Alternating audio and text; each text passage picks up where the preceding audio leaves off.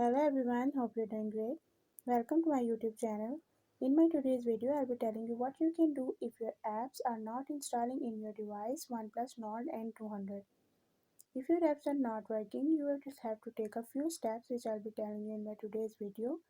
But before we start the video, if you are new to my channel, don't forget to subscribe and press the bell icon so you won't miss any of my updates. Now watch this complete video and you will learn what you can do if your apps are not installing in your device.